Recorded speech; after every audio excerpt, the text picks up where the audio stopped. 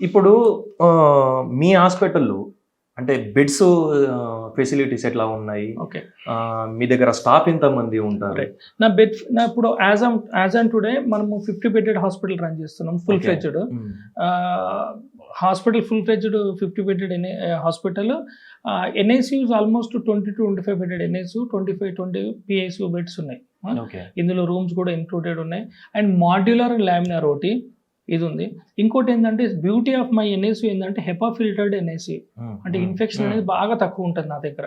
Okay. PAC కూడా highly equipped PAC, highly equipped OTs, ఓటీలో laminar modular ఓటీస్, చాలా beautiful ఓటీస్. ఇందులో నీకు బేబీ ఒకవేళ అడ్మిట్ అయిన తర్వాత సర్జరీ అయిన తర్వాత సక్సెస్ రేట్ అనేది మీకు 90% ఉంటుంది.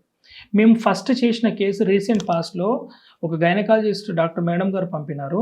ఆ ఒవేరియన్ సిస్ట్ పంపినారు. బండారు సుజాత మేడం వాళ్ళు ఒక కేసు పెట్టినారు. ఒక ovarian cyst case, new born baby first day. Madam ఏమన్నారంటే, రమేష్ సార్ ఇవి అఫోర్డబిలిటీ లేదు అని చెప్తే ఆ ఒవేరియన్ సిస్ట్ కేసు చేసినాం సార్, సక్సెస్ఫుల్గా బతికింది బేబీ. ఓకే.